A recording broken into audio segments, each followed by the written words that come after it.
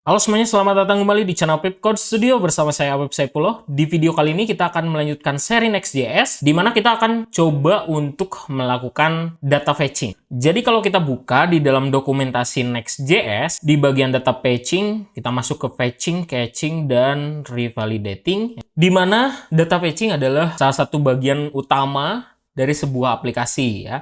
Kita akan nge-fetch data di sisi server dengan metode fetch. Nah, jadi Next.js itu secara native dia bisa menggunakan fetch ya dari web API yang mana memperbolehkan kita untuk mengkonfigurasi caching dan revalidating, di mana kita bisa menggunakan fetch dengan async await di dalam server components. Kemudian selain itu bisa kita lakukan juga di dalam route handler dan juga server action. Nah, gimana kalau kita coba ya untuk melakukan data fetching? Kita akan coba manfaatkan sebuah API, yaitu adalah Fake Store API. Jadi ini misalkan kita punya API atau backend yang terpisah dengan Next.js-nya ya. Nah, kita akan coba gunakan Fake Store API. Silahkan buka di fakestoreapi.com, masuk ke documentation, kemudian kita akan coba get all product ya. Nah, ini dia untuk code-nya. Kemudian kita akan coba di dalam page product. Lalu kita akan coba untuk definisikan di sini ya. Kita bisa buat async function get data, misalkan di sini, kemudian const response sama dengan await fetch. Jadi gunakan metode fetch, lalu kita masukkan URL-nya ya. URL-nya yang ini. Nah, kita copy, kita paste ke sini. Oke, tinggal kita if not res.ok, kita akan throw new error ya. Jadi akan kita bikin dia jadi error. Di sini failed to fetch data. Jadi kalau misalkan berhasil, kita akan return res.json. Nah, kemudian untuk memanggilnya, kita akan coba di sini ya. Ini mungkin saya akan ubah dulu sedikit ya, bukan detail product page, tapi langsung aja product page karena detailnya kita satukan ya. Nah, yang ini pun sama. Oke, kita coba di sini const data sama dengan await get data. Kalau di sini pakai await berarti di functionnya harus menggunakan async. Oke, kita coba console.log dulu aja datanya ya. Console.log data, kita coba buka di slash product ya. Oke, nah ini sudah ada muncul datanya ya. Datanya berupa array, ada 20 data. Gimana kalau kita coba untuk tampilkan? Ini kalau detail produk, gimana kalau kita tambahkan di sini data.length lebih dari 0. Nah, kemudian di sini data.map. Jadi kita mapping di sini, atau ini jangan data deh ya. Kita tulisnya products aja. Kemudian yang ini juga sama, products. Yang ini mungkin sama, kita ubah juga jadi products. Dan yang ini juga sama, kita ubah jadi products. Oke, kemudian kita akan coba di sini tambahkan produk. Kita berikan any saja dulu, nanti belakangan untuk tipenya. Kemudian saya akan tambahkan div, yang di dalamnya kita tampilkan title-nya aja ya. Title H4, misalkan di sini product dot name ya. Oh, ternyata tidak ada name, harusnya title ya. Oke, kemudian kita key-nya kita ambil dari product.id. Nah, ini sudah muncul ya untuk data produknya. Mau dibikin rapi, kita coba aja ya. Kita lihat ada apa aja, ada image, ada rating, ada price ya, ada title. Gimana kalau kita coba tampilkan supaya lebih rapi ya. Nah, gimana kalau kita cari untuk UI card product Tailwind ya, biar cepet ya. Kita cari di sini. Oke, ini tidak ya, kita akan cari yang ada gambarnya. Nah, ini ada gambarnya, atau kita cari yang lebih bagus ya. Nah, ini ya. Silakan teman-teman masuk di flowbyte.com/doc/component/card. Ini akan saya kopikan yang bagian ini. Teman-teman juga boleh silakan mau memilih yang lain. Ya, mungkin ini saya akan coba perbaiki dulu. Saya hapus, saya paste ke sini. Terus bagian kelas ini perlu diubah ya. Silakan Ctrl D ya. Untuk kelasnya kita ubah jadi class name. Oke, sudah. Kemudian jangan lupa tambahkan di sini key ya.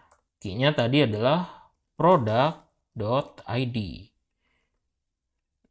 Nah, ini image ada error, harusnya memang menggunakan tag image dari next image, tapi nggak apa-apa ya. Biarkan saja. Nanti kita belakangan ya benerinnya. Nah, ini sudah ada, mungkin saatnya kita perbaiki sedikit ya. Untuk gambarnya tidak diambil lagi dari source seperti ini, tapi kita ambil dari product.image ya. Kita di sini product.image. Nah, sudah muncul ya untuk image-nya. Terus ada apa lagi? Kita lihat ada title ya. Nah, ini title, mungkin ini bisa kita hapus. Kita ubah jadi product.title. Oke, sudah berubah untuk title-nya. Kemudian kita akan coba ubah yang price dulu, yang rating belakangan ya. Ini yang rating.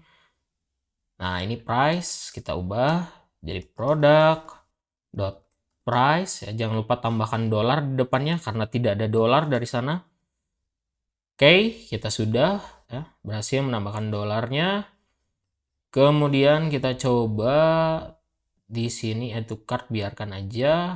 Untuk rating mungkin saya akan hapus aja lah ya. Saya tidak akan gunakan ratingnya. Nah, jadi cukup seperti ini. Di sini mungkin saya akan tambahkan margin top 3. Nah, biar tidak terlalu mepet ya. Mungkin saya hapus aja untuk title-nya. Atau saya komentarin.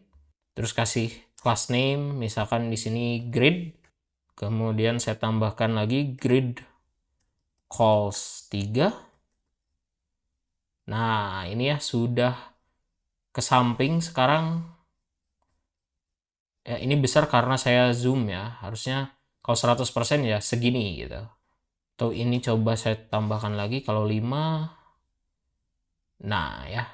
Ini cukup 5 atau mau 4 juga bisa ya. Kita bikin 4 supaya tidak terlalu mepet. Kemudian mungkin saya kasih di sini margin top 5. Nah, ya.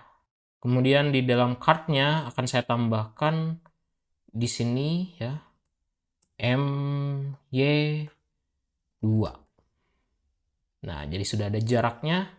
Atau saya tambahkan lagi MY5. Nah, ya. Kemudian saya tambahkan place item center. Nah, dia ke tengah sekarang ya.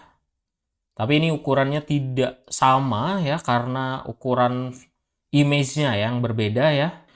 Di sini saya tambahkan objek cover, kemudian misalkan H96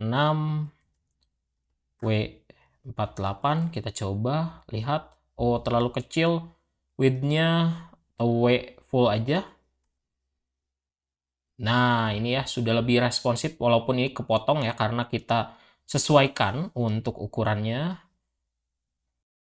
Oke, nah ini sudah ya untuk image-nya, tapi di sini tulisannya ya yang perlu kita perbaiki ya. Jadi title-nya mungkin saya akan tambahkan di sini, yaitu adalah truncate. Nah, jadi sekarang sudah sejajar ya.